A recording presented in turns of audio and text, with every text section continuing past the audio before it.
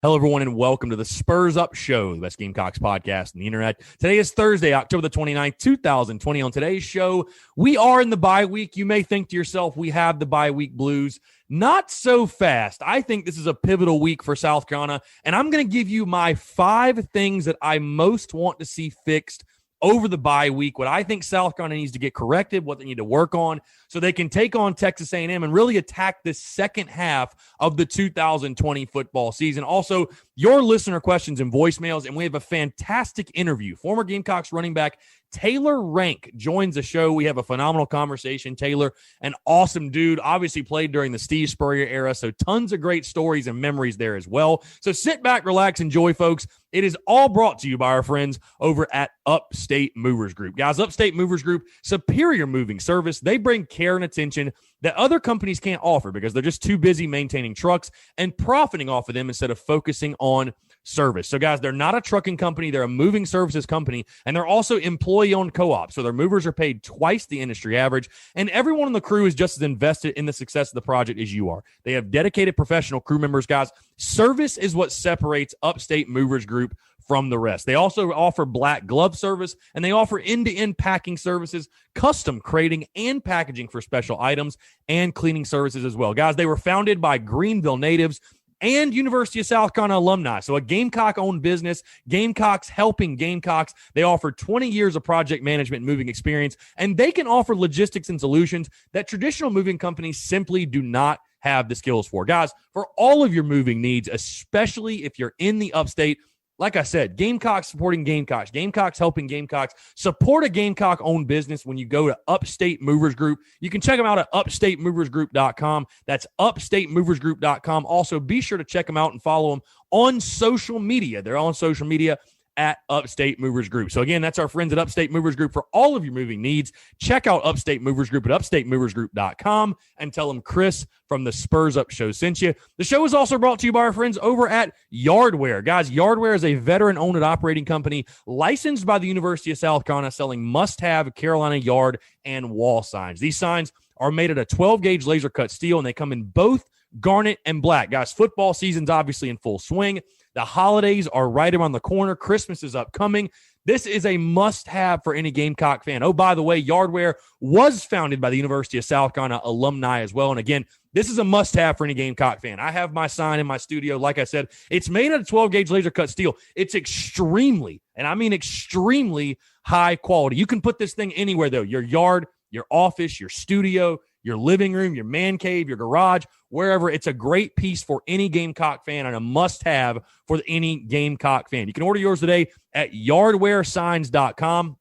That's yardwaresigns.com. You can also find them on social media at Yardware Signs. Be sure to check them out. Again, get this for the Gamecock fan in your life. First, get it for yourself, but get it for that Gamecock fan in your life. I'm thinking to myself, I've got a long list right now of people I'm buying Christmas gifts for.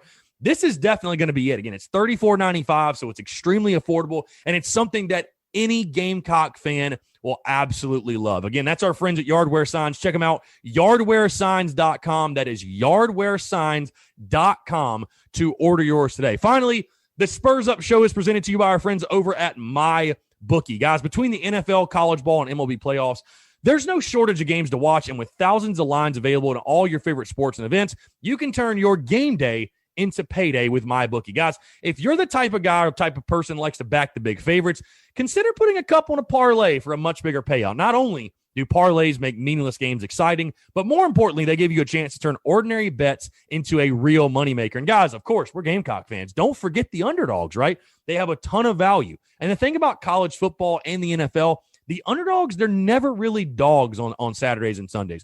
Every team truly has a chance to win, and you do too. Guys, game spreads, championship futures, and player prop bets, it's never too late to get in on the action and start turning your sports knowledge into actual cash in your wallet. Guys, you can sign up, and when you do, go to mybookie.ag. That's mybookie.ag, and use the promo code Gamecocks. Again, mybookie.ag, promo code Gamecocks, to claim a deposit match, dollar for dollar, all the way up to $1,000. Guys, it's a bonus to sign to give you a little help and a head start on your winning season. Again, that's promo code Gamecocks over at mybookie.ag for you to claim your bonus when you make your deposit. Guys, stacked UFC cards, presidential prop bets, all the major sports and more. Sign up today to begin your winning season exclusively at MyBookie. Let's get it.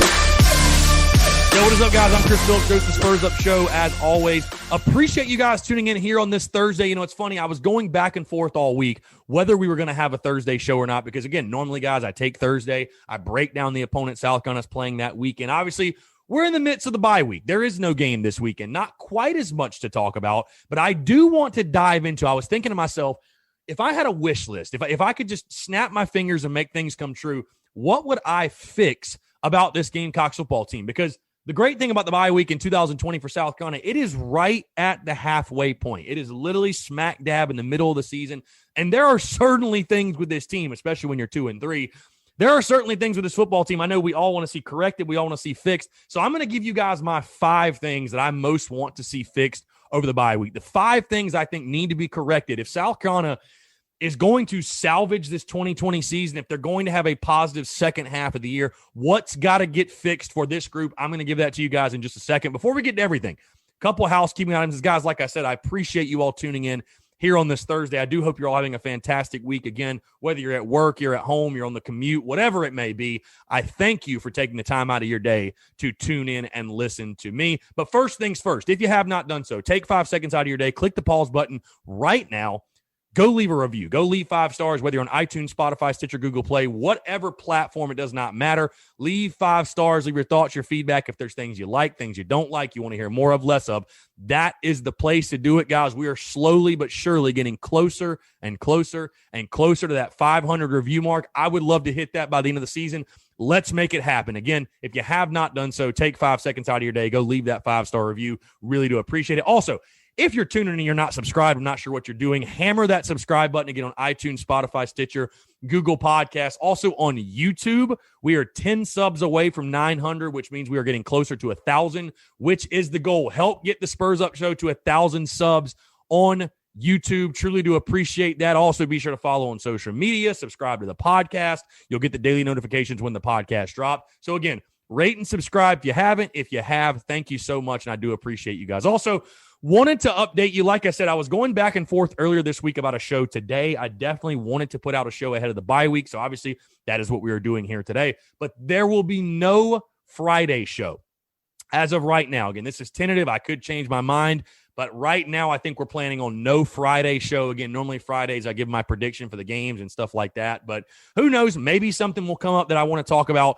We'll do the Daily Crow. Obviously, we're doing that all week, but I don't think we're going to have a Friday podcast. Again, guys, just stay tuned for that, obviously, but I don't think as of right now we're going to have a Friday podcast. I just wanted to let you guys know. But again, you never know. I might get a random spurt of inspiration, or maybe something will happen. Some news will break. But right now, tentatively speaking, no Friday shows. All right, let's go ahead and dive into it. Like I said, you might have the bye week blues, thinking to yourself, or heck, maybe you want to get away from Carolina football because of the struggles and stuff like that. Maybe you're spending your weekend going to the pumpkin patch or going to the apple orchard, or you're just hanging with the family and the kids. Maybe you're just enjoying some stress-free football on Saturday. We're all big Boston College fans this weekend, right? Pulling for the Eagles to pull some crazy, massive upset that we all know is not going to happen. But either way, whatever you're doing, I thought it was a great opportunity to sort of reflect, talk about this team, what I want to see fixed over the bye week. Because the bye week, we talked to Alex McGrath about it. The bye week is a very pivotal time for a football team. You go back, you work on fundamentals, you kind of reevaluate, you reassess.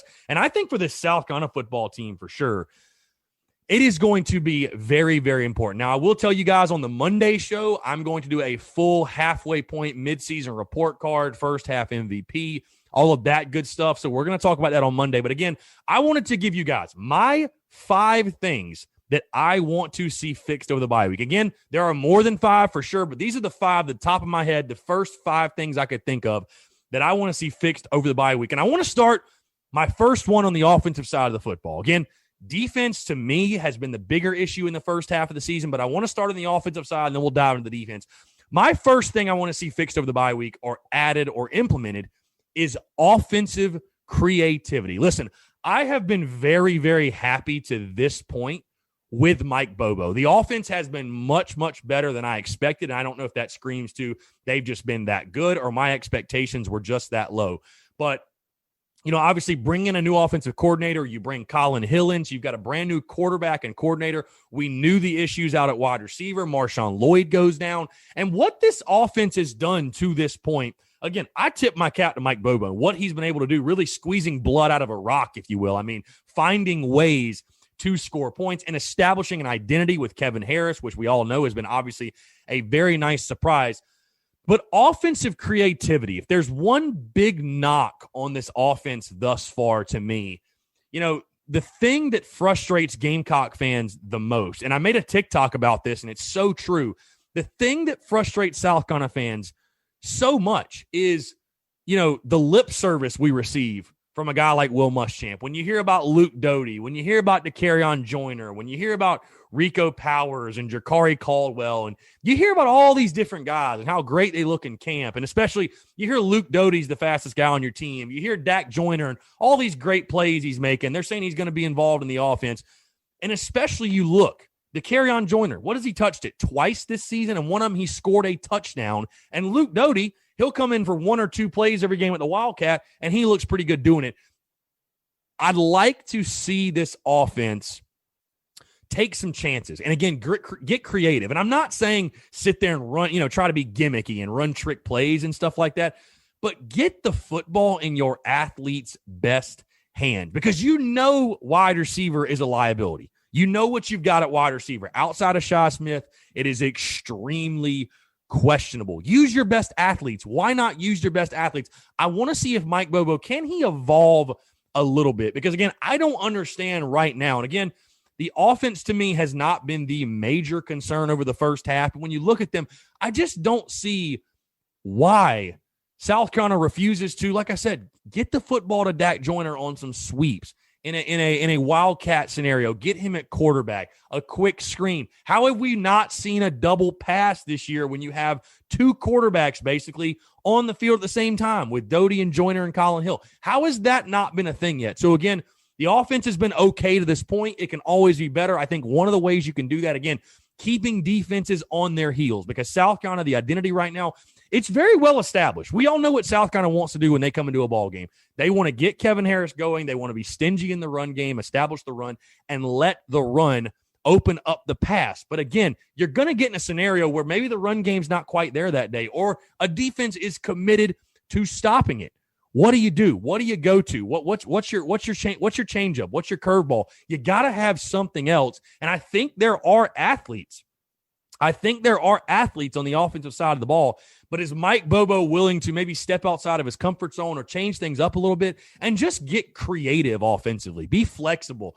Be multiple. Keep a defense on its heels. That's something I want to see, is the offensive creativity from Mike Bobo and company. The second thing that I want to see over the bye week, and it reared its ugly head in Baton Rouge for sure, and really outside of the Auburn game, I feel like this has been an issue. The second thing I want to see fixed over the bye week or implemented is defensive aggressiveness. Listen, I was thinking about putting tackling. I was thinking about putting stopping the running game. Really, it all comes back to me, the aggressiveness or lack thereof of this defense. And I just don't understand. You take a look at that LSU game, and I listen, it's funny, the more questions I've gotten this week about the LSU game and questions about the defense and what the what the philosophy was and what they're trying, the more it's pissed me off, honestly, because again, being there in person, tip your cap to LSU, they're good, they're this, they're that. But you go back and watch that game and you think back to that game, how conservative was South Carolina defensively? It seems like we play so soft, especially on the early downs, first and second down. We're giving these 10-yard cushions to guys. We're not sending pressure. We're not blitzing. We're not running stunts up front. What is the deal? What is the deal in regards to aggressiveness on defense? Why are we not playing balls to the wall? Why are we not being more aggressive? Why are we not putting, you feel like you have two really, really, really good corners. You have a great one. And, Israel McQuamma, you like his game as well. Put him on an island. Let him play man-to-man and send a pass rush. Force turnovers. I mean, coming off that LSU game, you got picked apart by a true freshman. It was literally like a 7-on-7 for TJ Finley. I genuinely, and again, I know none of us do, understand what that defensive game plan was. But again, that has been a lingering issue to me throughout the first half of this entire season. Again, Auburn, I thought you really did get after Bo Nix. And look what happened. You forced 3 interceptions and you won the football game. It's almost like that philosophy works.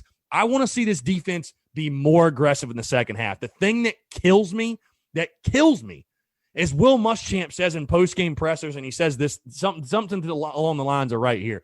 Well, we're kind of just adjusting to what they're doing. And, no, set the tone. Be the aggressor. Set the tone of the game. Set the tempo. I obviously understand you have to make adjustments. No questions asked. You got to make adjustments. But it shouldn't be, we're going off of what they do. What we do is dictated off what the offense does. Hell no. What the offense can do should be dictated off of what you do. Get aggressive, attack, get after these offenses you play. Because, again, you take a look at the second half of the season, I see some opportunity there. I think Texas A&M, listen, Kellen Mond is a very up-and-down quarterback. You look at Ole Miss, they're still figuring out with Lane Kiffin. Missouri is Missouri. Georgia, with their quarterback issues, with Stetson Bennett, who's going to be the guy? And then Kentucky, we all know they've got issues with Terry Wilson. They don't even know who their starting quarterback is.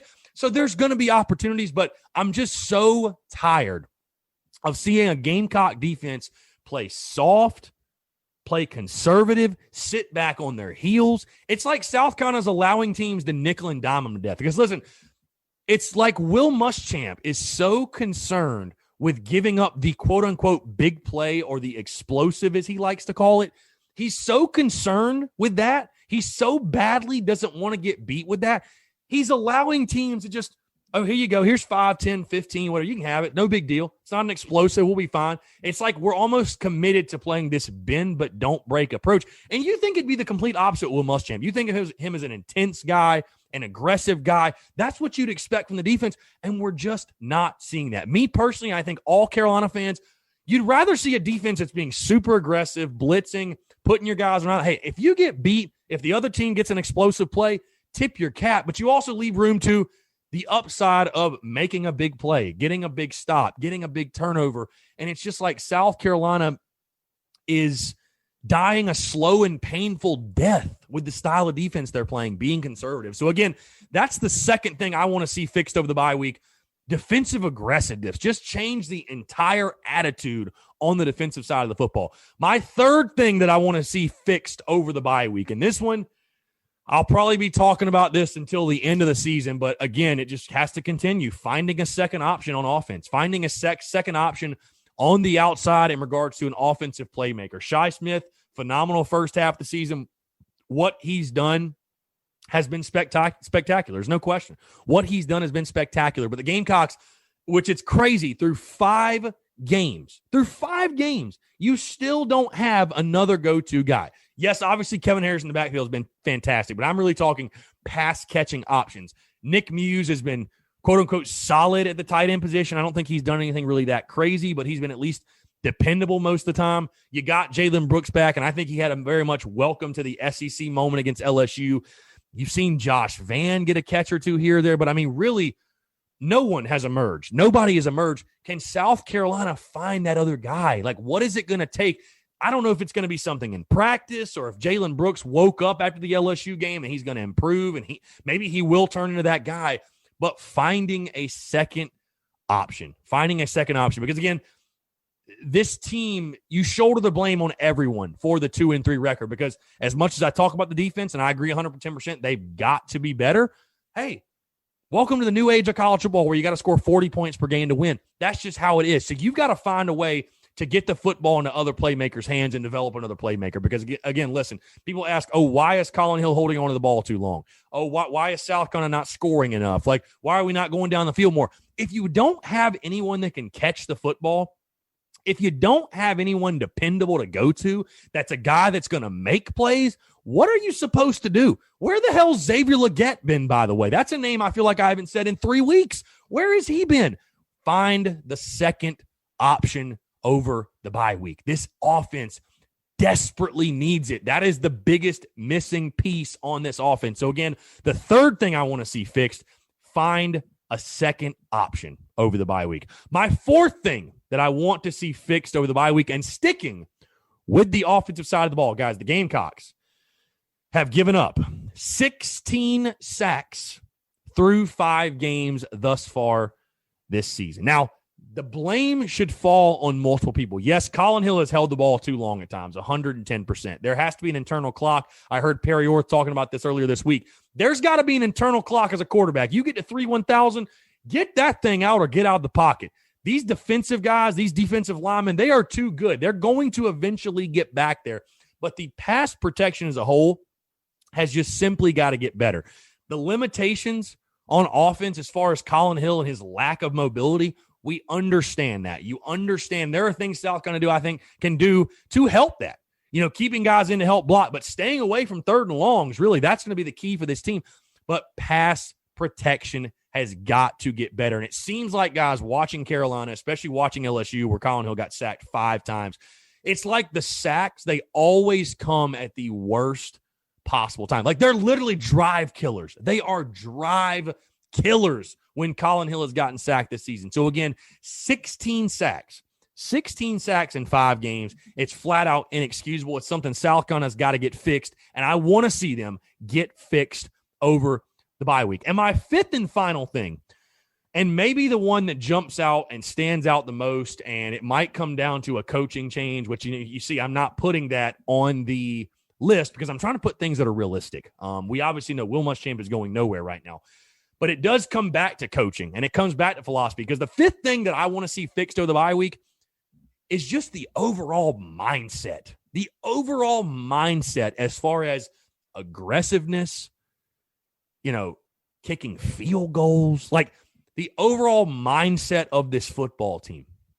Regrouping mentally, regrouping as a whole, and coming out with intensity, fired up, ready to attack this second half of the season. Again, is this realistic that this will get fixed? I don't really know, because again, Will Muschamp is the guy behind the scenes pulling all the strings, and is he going to change? No, I don't think so. But again, this is my show and this is my wish list.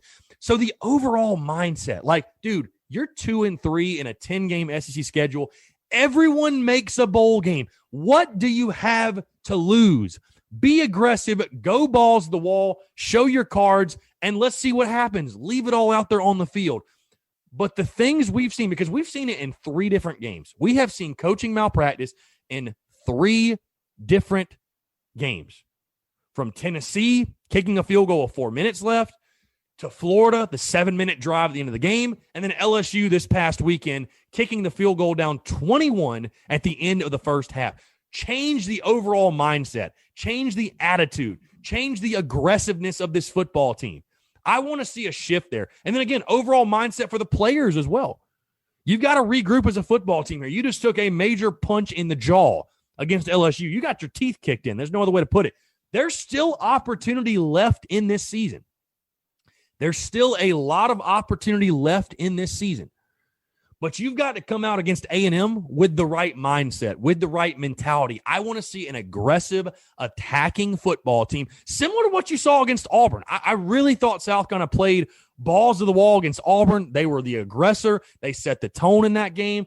And again, it paid off. So the overall mindset for me, I want to see that fixed. I just, there needs to be some sort of a switch flipped. Who is going to be that leader? Who is going to be that guy who puts his damn foot down and says, I'm tired of getting my ass beat. I'm tired of getting pushed around and shoved around. I'm tired of getting embarrassed.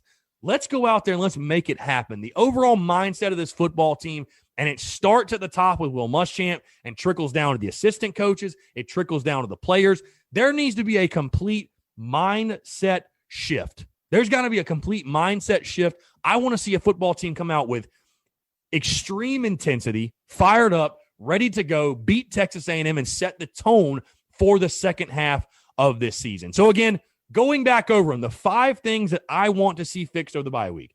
Number 1, offensive creativity. Number 2, defensive aggressiveness. Number 3, finding a second option. Number 4, pass pro. And number 5, the overall mindset. So again, guys, that is the 5 things I want to see fixed over the bye week or implemented or however you want to call it. I'd love to hear, what do you guys, if you could pick anything, or what are the 5 things that jump out to you, or what are just the things in general that jump out to you that you want to see fixed going into the second half of this 2020 football season? So, all right, let's go ahead and dive in, guys. We got a lot of listener questions and even voicemails to get to here on this Thursday. So let's go ahead and jump into those. Hey, I was just wondering why we abandoned the running game. Kevin Harris gets 9 yards on a first down, and then we throw a pick 6. I think that's dumb play calling, and Mike Bobo had his worst play calling of the season. And also, we all want Muschamp gone, but is Ray Tanner and them, are they going to give him a mulligan because of COVID? In my opinion, he doesn't deserve it. Thanks. All right, appreciate the call, man. So I think the reason you saw South Carolina go away from the running game against LSU is you got down 21 points. And, I mean, you want to try to run your offense, and I totally understand that. But and that's the thing, South Carolina's not built to come back from that. They're not built to get down 21 and come back and win a game like that. They're just not. So it's unfortunate because you were running the ball so well. You were running it so well, and you abandoned the run because you almost had to. So I hate to see that, but you know, listen, I get it. 2nd and 1, the pick 6, that hurts. I mean, I don't know, was it a bad play call or was it horrid execution by Jalen Brooks? Because really, you go back and watch that play, and other people have said it, and I'll say it too. Jalen Brooks quit on that route, and that's the reason there was a pick 6. Bottom line, he quit on that route. So I don't know, the play call was terrible. I mean, again, 2nd and short, 2nd and 1, that is a great area of the field. That is a great down and distance to be aggressive, go deep, go down the field. Because, again, if you don't get it, you're in 3rd and 1. Who cares? And unfortunately, though, in that scenario, it turned into a pick 6. So, again, I have been pleasantly surprised with Bobo through the first 5 games. And, again, I don't know if that screams to just how good he's been or how low my expectations were. But, yeah, this team needs to continue to commit to the run. That's how it's going to win football games. It's going to grind out football games. And it's not built to win games, again, like we saw against LSU, where you're having to go score for score for score for score. South Carolina is just not built to win games that way in 2020. So I agree with you. Stick to the run. Continue to feed Kevin Harris. Will Muschamp get a mulligan, a layup? I would honestly say probably so, man. And it's unfortunate, but it is what it is. So I appreciate the voicemail. Hey, man, so my question would be, as far as T-Rod's defense, do you think it's a scheme thing, or is it just a lack of development of the players?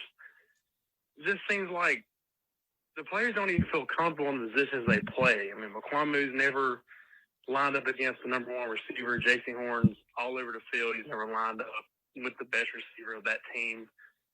I mean, then we knew LSU was going to run the ball. We literally have 4 down linemen and 1 linebacker in the box. I mean, 5 on 5. You're never going to stop the run in that way. So just wondering what you think would change the defense. And I personally think we need a new defensive coach. But big question. Thank you. Yeah, appreciate the voicemail, man. It's crazy. The stock of Tavares Robinson, how much it has fallen since he first got to South Carolina. Once thought of as a defensive guru, one of the brightest young up and coming defensive guys in college football. I think his stock has completely taken a major hit for hitching his wagon to the Will Muschamp train. What needs to change? Honestly, it's a mix of everything you said. I think, like I said, the mindset, the aggressiveness, that needs to change. But player development certainly is a huge issue and a major concern of mine. And it has been through the entire Will Muschamp era. So, I don't know. Would Will Muschamp ever have the balls to let go of T-Rob? Because they're literally like best friends. And unfortunately, that's how Will Muschamp makes hiring decisions is, am I friends with this person? How do I feel about this person personally? And it's not the way you should do things, but I think he kind of does. So, again, do we see any changes? I doubt it, but I agree with you on all points as far as what needs to be fixed for sure. Hey, what's up, Chris? This is Ben. Been listening to your show since day one. Big fan. My question to you is about defensive line. Why aren't they better? Because we have 4- and 5-star defensive linemen across the board. But I think if you go back and watch all of our games of the season, like all 5 of them, you'll see that the defensive line is probably the biggest problem. I mean, I feel like Barre has more than half the sacks on our team. And I just don't understand that. I feel like Coach Rocker's been all around the SEC, so he should be better. And I think a lot of people are blaming the secondary. But if we had any pass rush at all, or anybody that could get in the backfield, whether we send a safety on blitz or a corner on blitz, I feel like we'd be a lot better.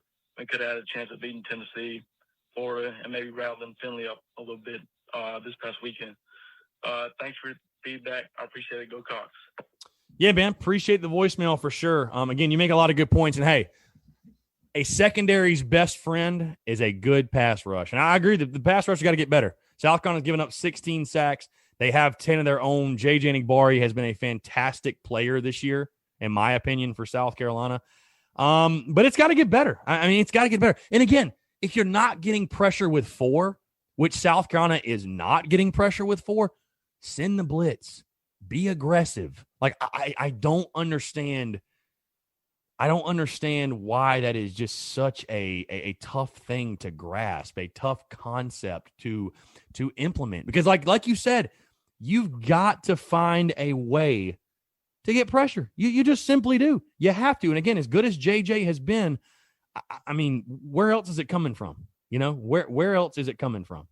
So you got to find a way to get pressure. And again, a secondary's best friend is the pass rush. So I agree with you, man. That's got to get going. So appreciate the listener voicemails, guys. Let's jump into your questions now. We're going to start with eCart08. If Muschamp stays, is T-Rob out for 2021? Again, that's a great question. I mean, it's his best friend, bro. I highly doubt he gets rid of him. I really do. I highly doubt. I think they should let go of T-Rob at this point. They keep him on for recruiting purposes and recruiting purposes only, but I don't know, man. Proof's in the pudding. Look at the defense. The proof's in the pudding. So B_Robert Torrey. If we had a competent coach with the talent we have now, what would our ceiling be? I think 7-3. I think this could be at least a 6-win team with a competent coaching staff for sure. Let's see. Blake Manthe 1. What will Muschamp's buyout be after the season is over? I think it's like $13 million or something like that. So Ben Smitty 2017. Do you think if Muschamp survives, we fire T-Rob? His defense only works against bad offenses. Again, I don't know, man. It's his best friend. Would he fire his best friend? Unfortunately, that's the way Will Muschamp thinks. Like, bro, it's a business. That's how you should think, in the sense of like, it's a business and you got to make moves, but that's not how Will Muschamp operates. So Ben Smitty 2017's got a couple of questions. How many spots left in the 2021 recruiting class, and will our recruiting class get better? I don't know how many spots, but Tyrion Ingram Dawkins is announcing this weekend. Unfortunately, I'm hearing he's going to Georgia, so I don't know, man. I think this is going to be a rough class. I'm not exactly sure how many spots are left, but I think this is going to be a rough class. I really do. And it's unfortunate to say that, but yeah, man, I think it's going to be a rough class this year. Probably finishing between 35 and 40, if that. So, yeah, going to be a rough one. CP3_presents_. I just don't think firing Muschamp is a good idea. What if Stockton decommits? Keeping a bad head coach, one recruit, is not worth keeping a bad head football coach. I don't give a damn who it is. I don't give a damn. Hey, what if we keep Muschamp and Stockton comes here and we don't get the most out of him like every other player we've basically had come through Carolina? Then what will have been the point? What will be the point of getting Gunnar Stockton? What will be the damn point? What will be the point? So, I mean, you know, just one recruit's not worth keeping a bad head coach, man. It's not. So, last question here. Pete Bleak, going into the bye week, what do you think is most important for Carolina to work on? Again, there's so much to work on, but I think mentally. I think, honestly, getting this team mentally right, ready to attack the second half of the year, I think is as important as anything. The overall leadership on this football team needs to take it, because they're going to work on fundamentals and work on themselves or whatever, but as far as just overall the attitude, the mentality, the mindset, that is pivotal. That's important. This team needs to come out fired up in the second half, ready to take advantage of some opportunities, play with a lot of confidence. So I think, honestly, that is the most important thing, is getting the mindset, getting the mental right for these guys. All right, guys, again, appreciate the listener questions and voicemails as always. Appreciate you guys for being so interactive. Now, we have a great conversation, a fantastic interview. Former Gamecocks running back Taylor Rank. Taylor, an awesome dude, man. Awesome guy. was a guy, if you remember the early Spurrier teams like me, there were some of my favorite football teams at South Carolina. Taylor Rank was a part of those, obviously a major part of those, toted the rock for South Carolina a lot. We talked about everything from his recruitment, Steve Spurrier being at South Carolina, him being abroad now, CrossFit. We kind of getting a little bit of everything. Taylor, a very genuine dude, a cool dude, and I appreciate him being gracious with his time. So sit back, relax, enjoy, folks. It's all brought to you by our friends over at Southern Oaks Remodeling. Guys, Southern Oaks Remodeling, locally and family owned, over 15 years of experience. They specialize in roofing, windows, doors, siding, and additions, and they're serving the greater Columbia area. Guys, when you're having someone come into your home and they're doing a project of any kind and you're having those constant interactions and you're dealing with them on a consistent basis, service is key. It's paramount. The way you interact with the people at Southern Oaks Remodeling, I've been blessed enough and fortunate enough to meet those people, and they are fantastic people. Again, locally and family owned, and you can really feel that. You can really see that difference. They take care of their people, and they make their people their number one priority. Again, if you're in the Columbia area, be sure to give Southern Oaks Remodeling a call. Check them out. They specialize, like I said, in roofing, windows, doors, siding, additions. If you've got a home project you've been putting off, now is the perfect time to do it through the holidays. Be sure to give them a ring, give them a call, check them out. Again, that's Southern Oaks Remodeling. Southern Oaks Remodeling. Check them out on social media and go to their website, Southern Oaks Remodeling, and tell them Chris from the Spurs Up Show sent you. Enjoy this interview with former Gamecocks running back Taylor Rank. All right, joining us today on the Spurs Up Show is a man that played for Gamecocks football from 2005 to 2008. During his career, he had 40 carries for 146 yards, a touchdown, did also have a catch for 8 yards, and he had 2 career starts against Florida Atlantic and NC State in 2007. Someone that I know for me personally, the first couple of Spurrier teams were some of my most fond teams I ever remember, and he's someone that if you remember those teams vividly, you're definitely going to remember his name, former Gamecocks running back Taylor Rank. Taylor, appreciate you taking the time, man. It's a pleasure to have you on. Hey, man, it's an absolute pleasure to be here. Stoked given the whole situation and everything going on. College football has always been a little rallying point for me. Living abroad, it's always brought me back home. So thank you very much. I'm glad to be here. Yeah, no, like I told you off air, man, once I had Mike on, he talked about you a lot and brought you up. Mike Davis, the OG Mike Davis, as I called him, because you had Mike Davis 2.0 roll through, but talked about you guys were best buddies and everything. You obviously played at USC at the exact same time, so I'm excited to dive into it. But let's talk from the beginning for you, because, again, we were just talking a little bit off air. When you look at your bio as far as South Carolina is concerned, it says Vancouver, Washington, and what jumps out, I'm like, how in the world did South Carolina find this guy from Vancouver, Washington? But you are a guy from the Southeast, like you said, in the state of Georgia. Just kind of talk about your high school career, again, as a running back, and then Steve Spurrier gets the job at South Carolina. You're part of his first signing class, which is a very, very big deal. But just talk about how that sort of all evolved. I mean, again, you go from Georgia to the state of Washington. You end up signing with South Carolina. Like, what was the recruiting process like for you, and how'd that come about where you ended up in Columbia? So I started off my high school career in the state of Georgia. I played just up in Canton and Cherokee County at Sequoia High School. But towards the end of my sophomore year, my father had gotten a job offer at a company called Boise Cascade that was going to move us out to the West Coast. And, I said, I'd just rather it be sooner than later to get out there and start meeting the team, start meeting the guys and get familiar with what's going to be going on. So I went up there, ended up finishing up there. But I think my junior year, I had offers from like the University of Washington, and I think I was kind of like a legacy at Georgia Tech. So Georgia Tech had been recruiting me a little bit, but I ended up at South Carolina, I think via Steve Spurrier Jr. He had recruited me when he was at Arizona. And I remember hearing that Coach Spurrier, who coached my father in college, had gotten a job at South Carolina. And then I randomly got a phone call one day from Spurrier Jr. saying, hey, I don't know if you know, but I've taken the wide receiver coaching position, whatever, at South Carolina.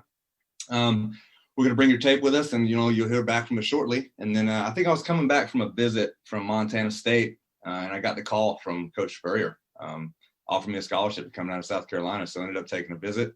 It's very near home, back to near where I played high school football, where I played with I even played against Kenny McKinley and some people from like South Cobb and stuff like that. Wow. So when I got there, there's familiar names. People knew where Sequoia High School was, and I'd actually played a couple of them several times. But, it was good to get back home. Is what it kind of felt like, and one of the big reasons I came to South Carolina. So you said your dad played for Steve Spurrier, is that right? At Florida, I'd assume, or was he at Duke? No, or where you? He played wide receiver at Georgia Tech, and it was one of Coach Spurrier's first coaching positions. Wow. He was his positions coach at Georgia Tech. Wow. And then you said you were so that's why you were a legacy at Georgia Tech then. Okay. Yeah. That's awesome. That's crazy. So, did you ever want to go to Georgia Tech? Was it like you wanted to end up there, or you didn't really matter to you?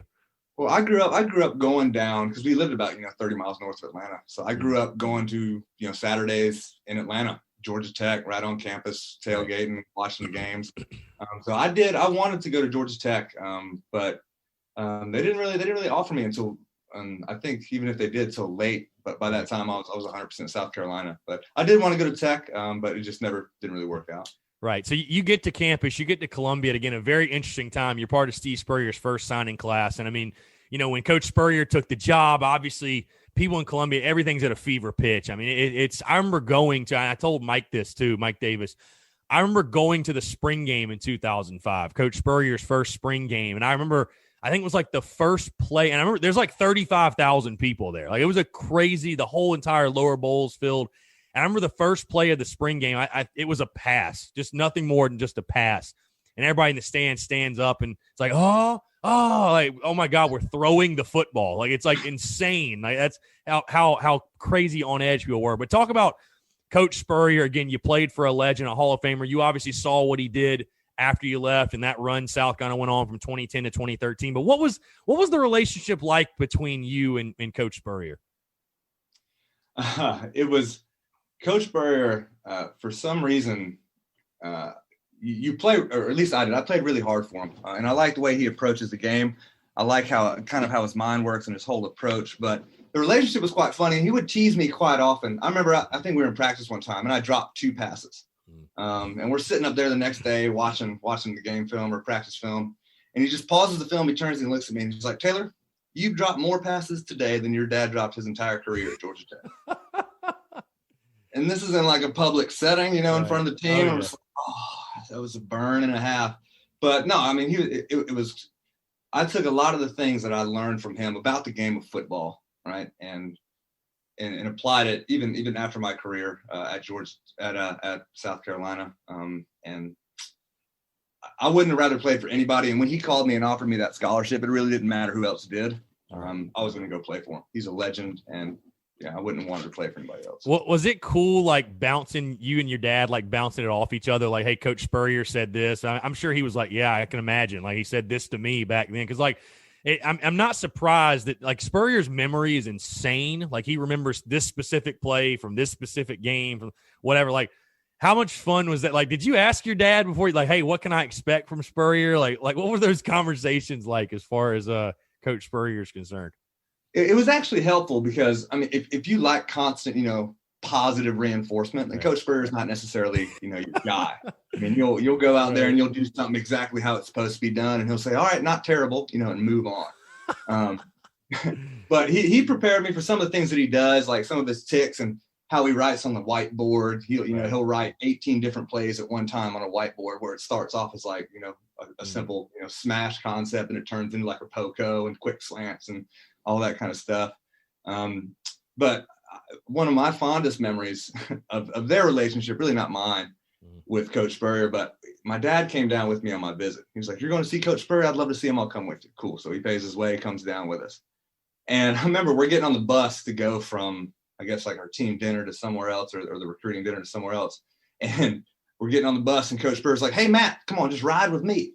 And just takes my dad. So I remember having to ride on the bus all alone that time, but it was quite the interesting. They left you behind on the bus. That's funny. I want to ask you about, okay, so you're on the team again, you get there, Spurrier's first recruiting class, you're there his first year.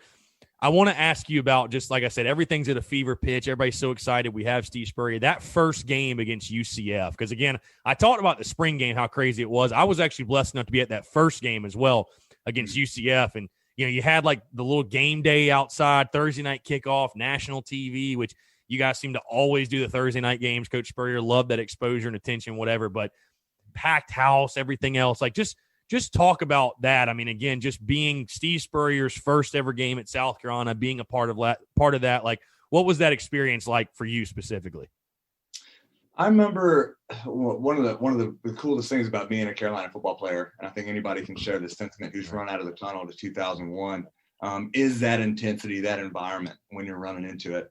And that being the first time as a college football player and being the debut game of Coach Spurrier in a fan base as passionate as South Carolina's. I don't know. I think not in my career. I don't know if the hype was ever matched other than that.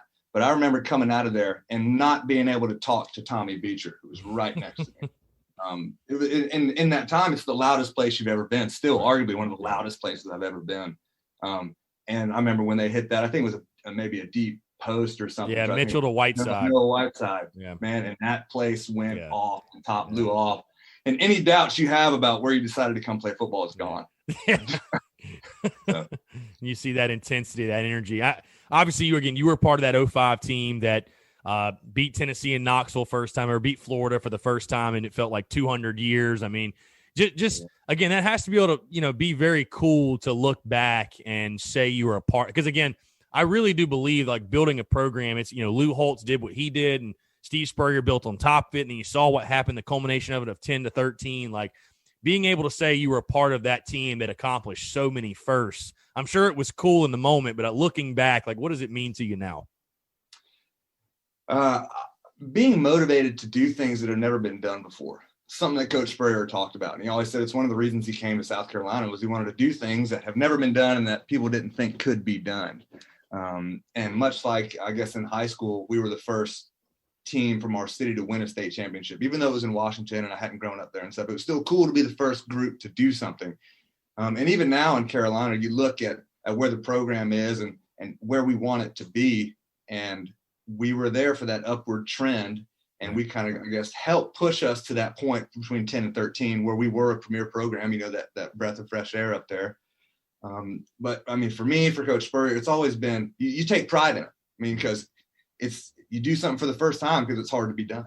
Right. And when you do it, it's quite an accomplishment. So that was a big motivator as well when I went down to South Carolina, knowing that it wasn't a big time powerhouse SEC program, and that you're going to go there and try to build something. For sure. So I want to jump to 06, Taylor. You get your first career start. I believe it was 06, correct? Yeah, Florida Atlantic. You get your first career start. I think that was that the game that Blake Mitchell got suspended for punching the bouncer in the face or getting punched in the face or whatever? maybe I don't know. We don't have to get into that. I remember Mike and I talked about it because he was like, "Yeah, I was there that night." So I remember that being, because I remember going to that game though, and people had like funny signs and stuff made. It was very funny in the town because Savell Newton got the start in that game.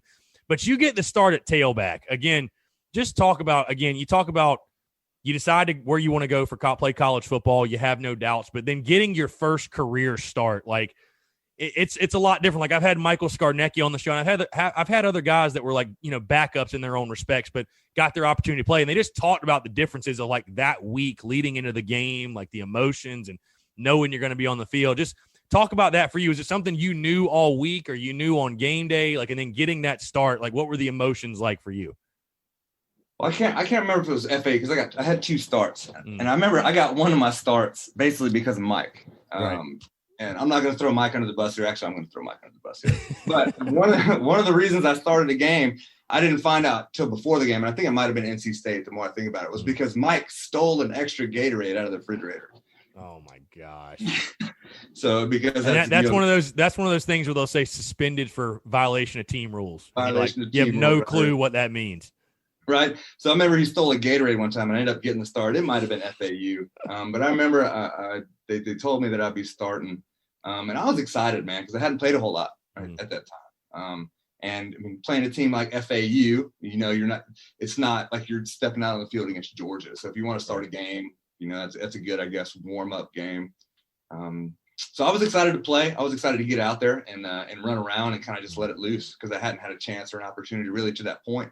Because I played with guys like Mike and Corey Boyd and guys like that. So I remember being super excited. I remember calling, I think my grandma came to that game. And that was her first time seeing me play, I think, ever. So that was a very good memory for me. Yeah, I was going to ask you about the running back room specifically because, we mentioned Mike and he came on the show a few weeks ago, and then Corey Boyd I've had on the show, and that's a dude right there that he'll have you ready to run through a brick wall when he talks about playing the game and running the football and everything. Like, What was that like being with those guys? Because I'm sure that had to make you better. And obviously you do what you do now. I mean, iron sharpens iron. And, that had to make you so much better as a football player going up against those guys every single day fighting for playing time. Yeah. I remember showing up because I showed up to Carolina when I was 17 years old. Right. And as much as I love playing, my high school days, Washington is not Georgia. Right. So when I showed up, I remember rocking up, seeing people like Marvin Sapp, like Corey Boyd, dudes that are just stacked to the gills, developed, big dudes, just being like, am I ready for this? Like, my God, but you play with those guys, you see how hard they work, and you see the intensity, especially Corey, because we used to call him CO for crazy and outrageous, because he was just passionate about everything he did, right? No matter what it was. Mm-hmm. So he was a real spark in that room. And then when he left, it was I guess Mike and myself, we were upperclassmen. Mm-hmm. And that dude right there, that dude is one of the best guys in the world. Mm-hmm. And our room was quite close. We got Patrick DeMarco, Bobby Wallace, you get some people in there, like Kenny Miles came in there when we were older. But that was always a good group of dudes who weren't just tight, just in the locker room or anything. We spent a lot of time together. And I'm sure that had to be really cool for you, like after you left, obviously, it's just seeing the development of those guys. I mean, Pat DeMarco ended up going on to be, in a position that's extremely undervalued at fullback, had a fantastic career at South Carolina. He's doing it in the league now. So, I mean, obviously he did something right, you know what I mean, was very good for Steve Spurrier's offense. And then, Kenny Miles having the big games he had. I mean, I think 2012 Clemson, which was obviously way after you were there, but I'm sure it was cool. And, you were there when Steven Garcia got there, and like seeing those guys, like you said, like the progression, the development, and, what they did in 2010. That's obviously, it sounds like you knew a ton of those guys on that football team. That had to be a really cool thing for you to kind of see after you had left. It was. I mean, because those dudes and the work they've put in. I mean, and you did the same thing. And to finally see, what you've been preaching, what you said to them, what you try to lay the foundation for success is working, right? And it's very gratifying. And it's one of the reasons you feel so attached and so deeply connected to those guys. I mean, because I see people, I've seen Mike, 2 or 3 times since I've graduated. We talk, continuously, but I ran into Jared Cook at a Miami Heat game in Miami a couple years back. And, it's just like we saw each other last week, It's just a deep connection with a true bond that you make with those dudes. For sure. So I want to jump to 2008, that NC State game. That was the NC State game you got to start, 2008. And people may forget, Tommy Beecher was also making his first career start, which I'm planning on getting Tommy on the show, by the way. We've been in contact on Instagram and stuff like that.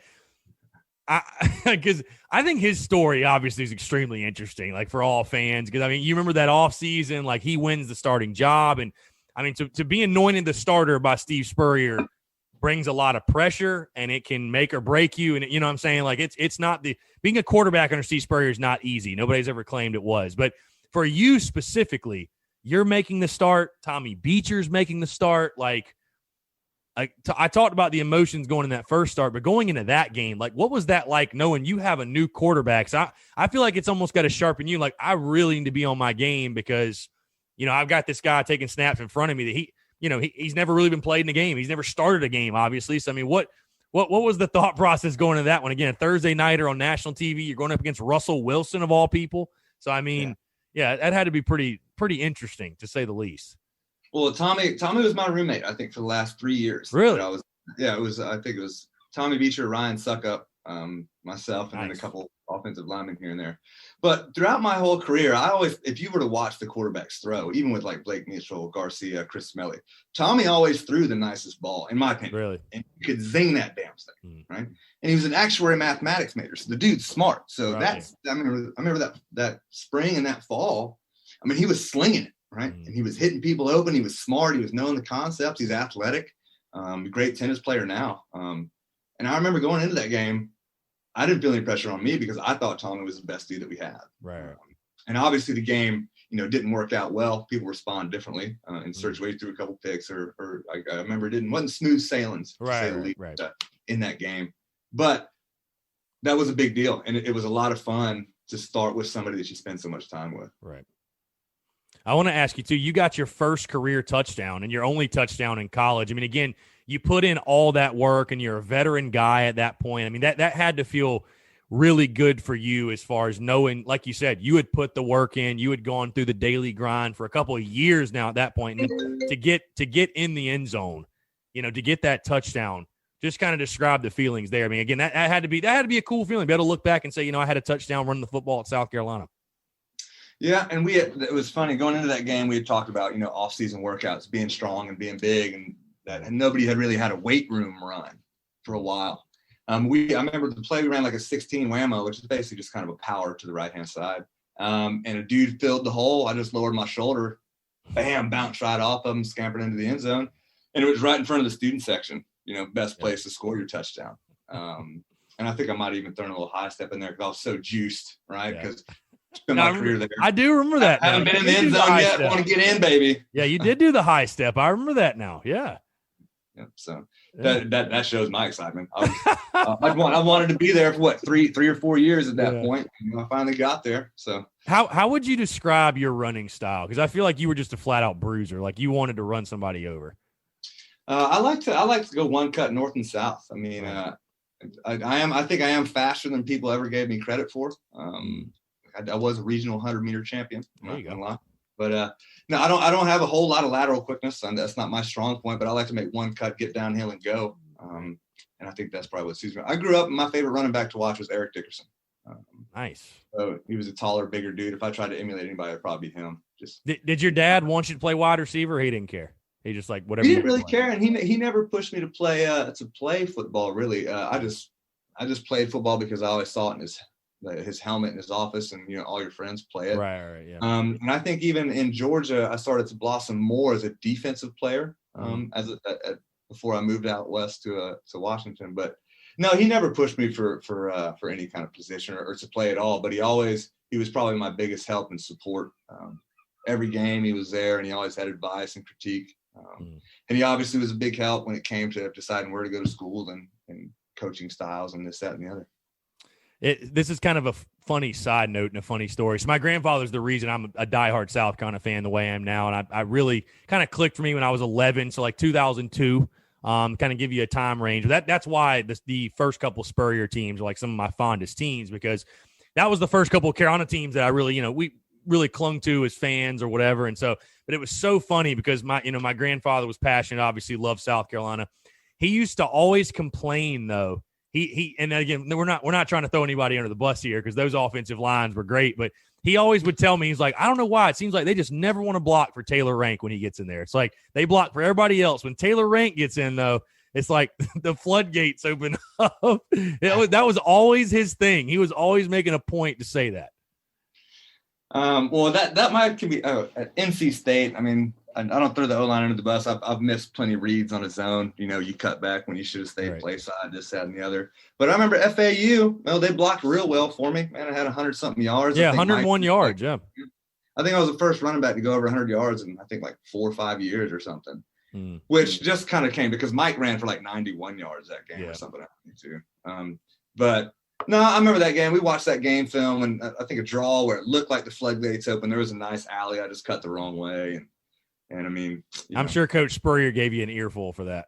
He did, and I mean, if I would have cut the right way, I probably would have played, for longer in the NC State game. You might have seen me for a little bit longer. What's the worst he ever got at you? Because I mean, obviously I've had some of your former teammates. I mean, Mo Brown probably is the funniest as far as recalling him in the film room and saying like, everybody tells me he was hell with the clicker. Like he could do the clicker and look at you and not even have to look at the film, and he'd have it exactly on the replay. He didn't even need to look at it. Like, and he'll just rewind, like just pause it there. So it's almost hypnotizing, right? Yeah. So you just get this thing going, and then he'll just keep doing that as he's talking to you. Yeah. And I don't know if he's consciously aware of it, but it's just playing your error over and over and over. Ideally, I think one time he asked me if I was dancing with somebody, and then he asked me if I was a better dancer or a blocker. And by that point, you've got no win. Right, you got to pick one or the other. And your teammates are trying their hardest, probably not to laugh at you. So I think I said blocker, and he said, "Well, shit, you must not be a hell of a dancer then." Very good, very good. So yeah, I do want to ask you, like I said, about as far as life after football, because we talked about kind of you watching your former teammates and those guys, what they did, and keep building the program, which I know you're a proud alum. You've got your Gamecock stuff on. I'm sure you took a lot of pride in that, because, again, you guys those first couple of Spurrier teams, I really feel laid the foundation. You know what I mean? It laid the foundation to what we saw 10-13. But stepping away from the field, because, again, we talked off air, you're a very well-traveled dude. You live in New Zealand now, and obviously I've followed you on Instagram for a while, and you were talking about you thought you wanted to be a strength and conditioning coach in college, and now, I mean, I see you're doing like a lot of the CrossFit stuff, but just give people an idea like what the life of Taylor Rank is like now, because you've bounced all over the world, really. I mean, what's life been like for you after football, after South Carolina? Well, after I graduated, I got into strength conditioning. I started off as a unpaid intern at Oregon State University, and then I progressed to an assistant position at Washington State University. So you went back out west, okay? I went back out west because that's where my dad was. That's where I had my connections, and right. Kind of just was home base. But then I got a call from my cousin, who was in Korea in the Army at the time, and asked me to come out. I was like, all right, man, I'll come out there for a month. We have a school break, went out there. And that kind of snowballed, and I met some people that were on the military base that were doing this thing called CrossFit, and they were trying to do like some Olympic lifting and stuff. And so I just kind of started casually coaching CrossFitters on how to snatch and clean and jerk and do the Olympic movements that I was really familiar with from my time as strength and conditioning coach. And through that, I met some people at Reebok, and they were opening up these, fitness facilities. And I got on board with a guy. We ended up opening a facility in Seoul, South Korea, where I traveled to just to see my cousin for a month. And then ended up meeting some people in Hong Kong, really good coaches that wanted to, work in a facility. So I went to Hong Kong, opened a facility there, coached there. And then kind of the same thing took me out to Dubai, but where I met my wife, who, we now have 2 kids here in New Zealand. So we went back to Hong Kong from there, where I went back to work at that facility. But throughout it all, I've been doing strength and conditioning work with, high school teams, rugby players, runners, soccer players, as well as coaching in a CrossFit environment, coaching CrossFit classes. And during my time in Korea, I played rugby with a New Zealander, Kiwi guy named Nathan, who is now my business partner here. We work at and run a facility called Badger Health and Fitness down here in New Zealand, where we work with athletes from local high schools, people who do CrossFit. We have a Strength Institute, which is a weightlifting facility attached to us. So, we're basically just shifting 10 and doing fitness down here, having a good time. I was going to say, what's been your favorite stop along the way? I know you were talking how great New Zealand is. I mean, is there like one place that stands out, or like one of your favorite stops or places you lived or anything like that? I think it's probably going to South Korea.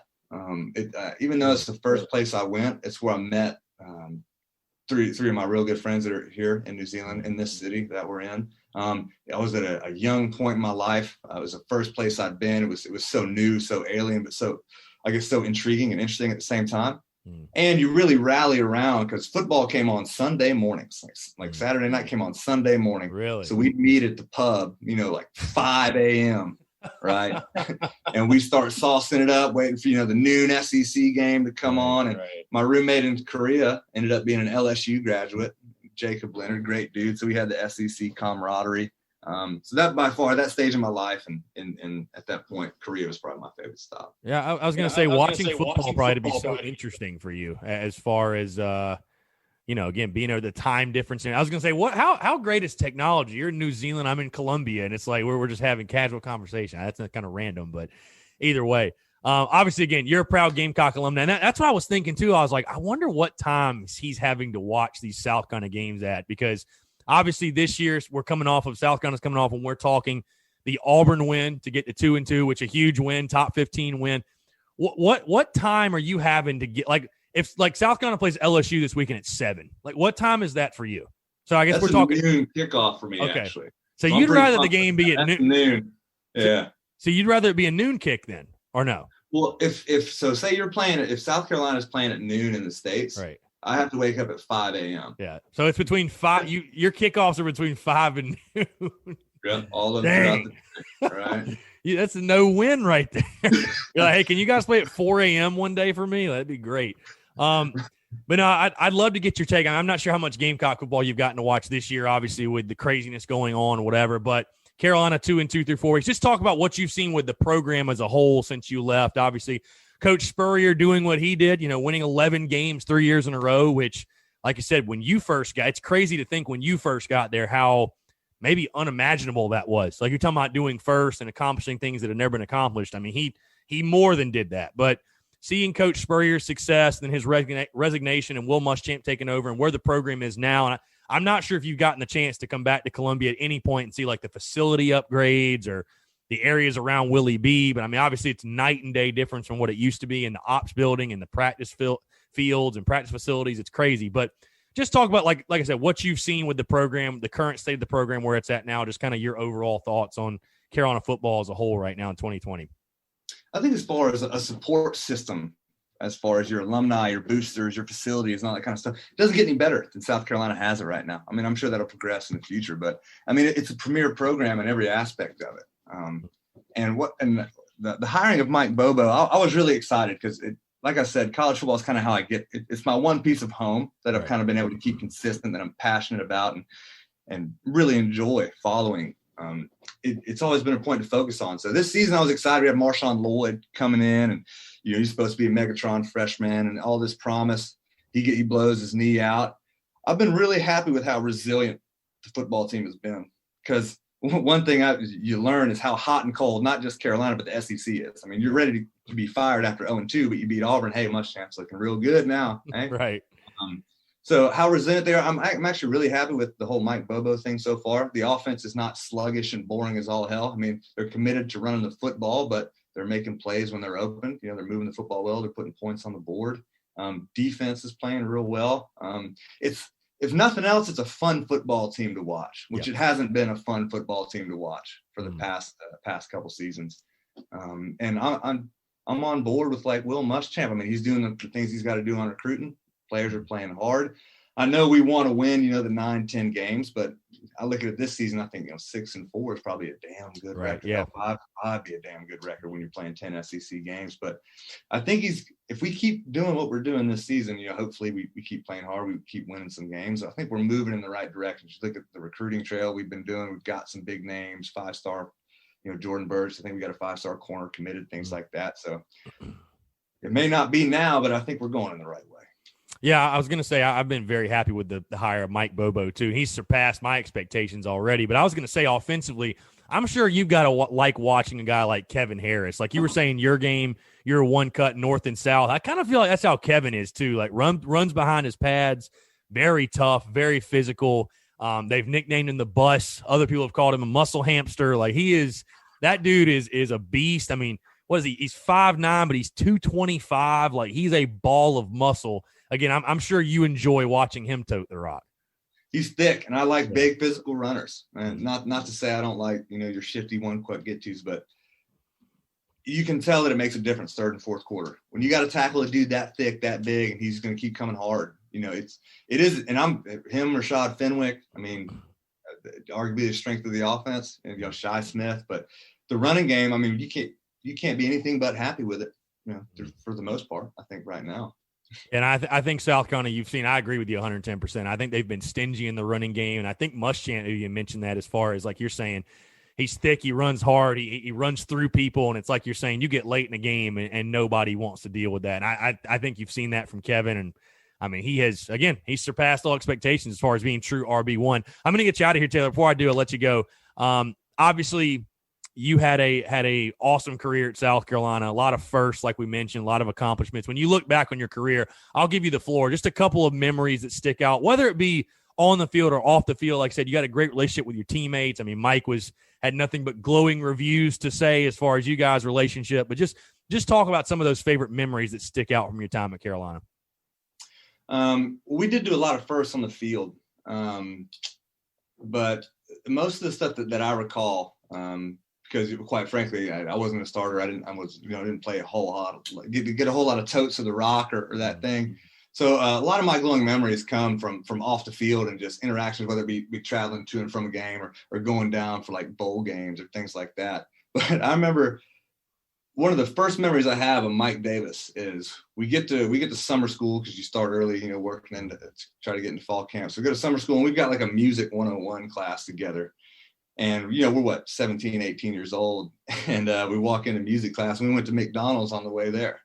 We get to class, but the classroom is closed. And Mike just takes his McDonald's, whatever platter he got, he sets it on the ground, takes the top off, and then probably empties about 4 containers of maple syrup into the top of his hotcakes and sausage thing, and then takes an entire McGriddle muffin and just starts scooping maple syrup into his mouth. And here I am, I'm thinking I'm probably weighing like 185 pounds, and Mike's just thick ass, probably weighs like 220. And I'm like, I guess this is what you got to do if you want to play running back in the SEC. So I think I went and bought 2 more like sausage McMuffins or something, just to try and start stacking on weight. But the other memory I had is as a redshirt freshman, because you're not playing, you're working out, right? And it's just, hey, get big, get strong, get ready to play. And we work out at 5 o'clock in the morning. And our strength coach at the time was Mark Smith, and he used to refer to himself as Black Iron, right? So I remember one day we went in there and we were all kind of tired and didn't really feel like working out, as you do. But it was winter workouts. We're in there, and he takes us out on the asphalt outside of Williams-Brice Stadium to do like a 20-minute ab circuit because he wasn't happy with our effort. But other than that, when we went up to Tennessee, and I remember I think it was the first time we had beat Tennessee and Florida in the same year, and since I'll get out. And then I remember after the FAU game when I was awarded my game ball, I still got my game ball somewhere out there in the living room. Nice. Probably my most outstanding memories. Nice, for sure. I was going to ask you, obviously you're doing the CrossFit stuff. What's like do you have like a favorite workout? Like a favorite, I don't know, favorite exercise? Obviously you do the Olympic lifting. I'm somewhat familiar. I don't do CrossFit, but I've done the Olympic lifting. I played college baseball, so I've done that type of stuff. But like, do you have like a favorite thing, favorite workout, favorite lift, whatever that you like to do personally? Yeah, my favorite lift is a snatch. It's a full snatch. And my favorite workout would be a workout. It's called Amanda. It's basically 9-7-5 of what we call muscle ups on the rings and squat snatches with 135 pounds.